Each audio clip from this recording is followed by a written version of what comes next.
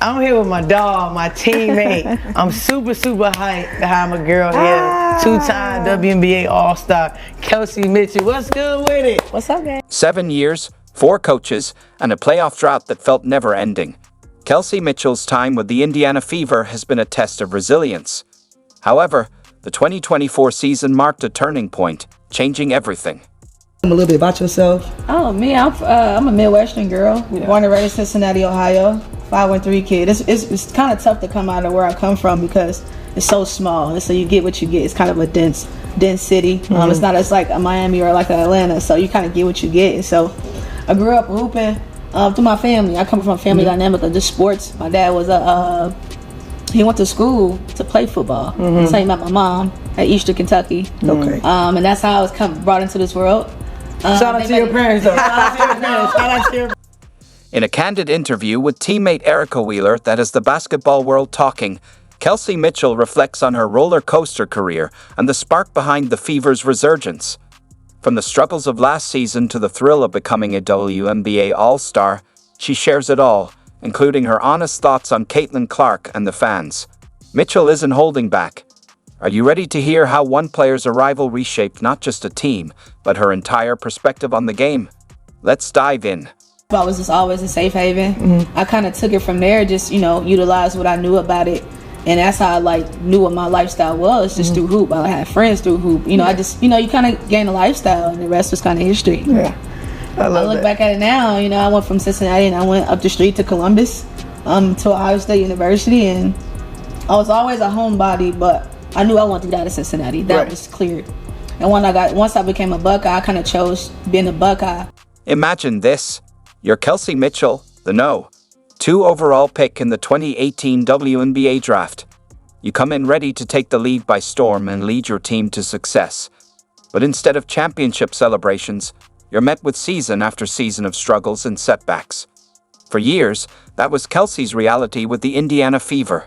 We and E both been here for a number of years, right? Yeah. Y'all done been through the tough years. Well, you really got to grind it out. Tough season. What, you had 7 years here?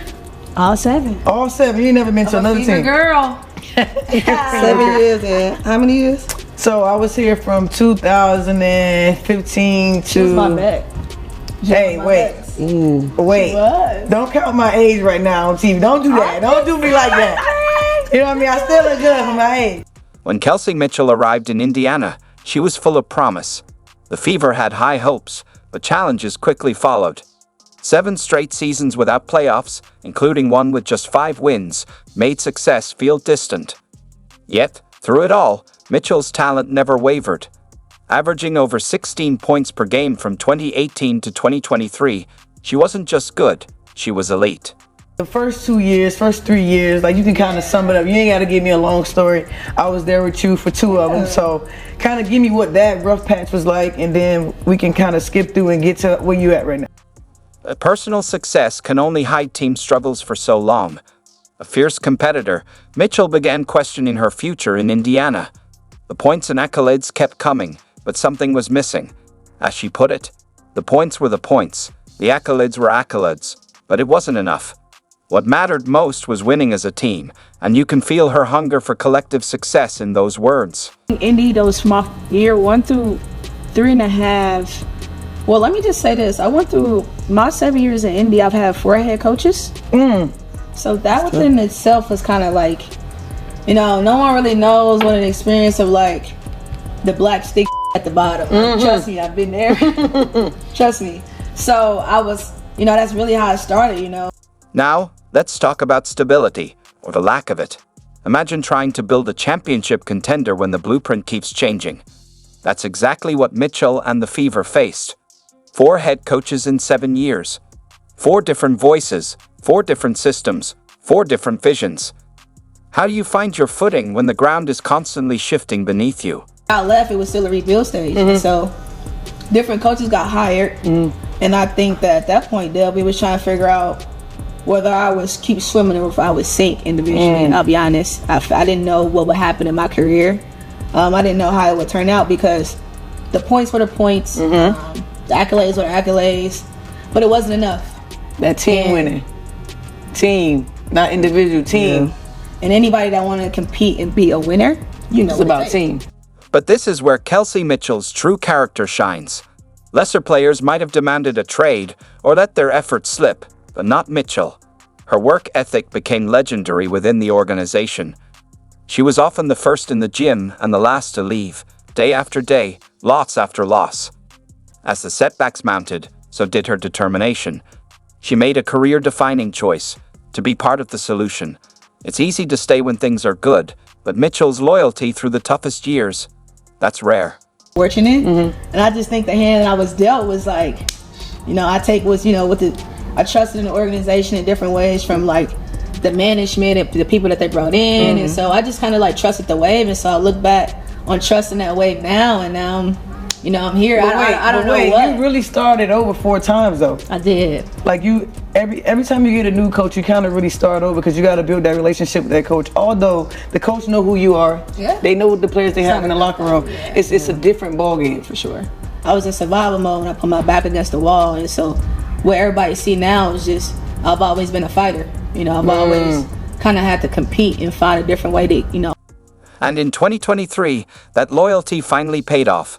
After years of individual excellence overshadowed by team struggles, Kelsey Mitchell earned the recognition she deserved. Her first WNBA All-Star selection. It was more than just an achievement. It was a testament to her perseverance, a triumph after years of adversity. I didn't know what All-Star was going to look like for me. I never really put it on not necessarily it wasn't a goal.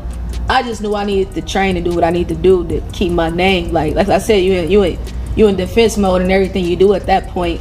And so when I got the first, and I was like, really? You know, I got a call from the WNBA. You know, you get the call. Bro, but like you wasn't even hype. You was just like, yeah, I'm going to WNBA. I said, what? I'm like, hold on. I'm in the locker room like, yo. Hey, I'm like, what's your hey? I'm like, man, and it's so crazy. Like, I downplayed it. No, so bad. I need you to know. Hello, no. I need you to know you downplayed it. Got my back dirty. Man, there was never a time like like that. Hey, that's a good one. I like that. I always got my back dirty. Hold on, let me put that in my pocket. I like that. I always got my back dirty. Hold on, quote that. I always got my back I've dirty. always had to, and you can kind of relate because you know you've had to go to different places and you know get a spot. For me, it was about keeping my name at least or my game relevant to enough to have. You know, it's been a difficult year for me from a standpoint of like personal. You know, I lost my dad 5 or 6 months ago, so that was tough. And I look back on my year now, Dub, and I'm just so grateful to be here again because I never thought, you know, for one, to be doing it without a parent. I think anybody that come from a 2-parent home don't know what that's like, or just, you know, lovable parents in general. Right. And, you know, when I lost that, I didn't know what was going to happen. That's why I miss my dad so much now, because he was the only person that reminded me what that worth was like. And so he was aggressive and hard on me, but it came in a position of now I don't need nobody to tell me. I don't want nobody, because when I needed saving, nobody saved me.